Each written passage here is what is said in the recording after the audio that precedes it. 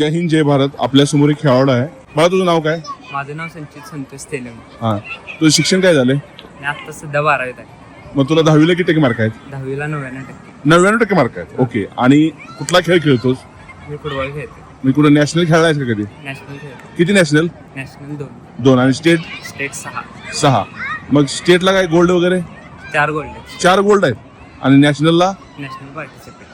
मग तू एवढं खेळाय मग कुठल्या स्कूलमध्ये शिकतोयस? महाराष्ट्र हायस्कूलला होता आणि आता पण महाराष्ट्र महाराष्ट्र स्कूलला आहेस. मग आता नवीन पिढीनं फुटबॉलकडे वळावं का रे बाळा? वळा होती. फुटबॉल खेळायला पाहिजे पण अभ्यास पण जरा त्या पद्धतीने करायला पाहिजे. करायला पाहिजे. मग ह्या दोन्ही गोष्टी तुला जमतात का खेळामुळं? कारण खेळाडू असं तर बुद्धीमध्ये कमी असतो असं म्हणतात. हे खरं आहे का? नाही असं काय नाही. खेळल्यामुळेच उलट जास्त मन एकदम स्थिर ते सर्व गोष्टी व्यवस्थित होतात. त्यामुळे खेळायला तर पाहिजे. मग तुझे कोच कोण आहे तिथं? माझे कोच प्रदीप साळगे. बरोबर. मग तुला शिव्या देत असतील भरपूर? दिल्यात? दिलाय. मग शिव्या खाऊन तुला बरं वाटलं का रे त्यांचं हे शिकणं? वाटले की त्यामुळेच फायदा झाला पुढे. झालं ना? मग नवीन पिढी यावं ना खेळाकडे? यायला पाहिजे. Okay. Thank you so much my dear. हा खेळाडू महाराष्ट्र हायस्कूलचा आहे. नाव संचित तेलंग आहे. खेळाडूकडे बघा. 10वीला 99% मार्क आहेत आणि नॅशनलचा खेळाडू आहे. तर अशा खेळाडूकडून फार मोठी ऊर्जा घेणं गरजेचं आहे.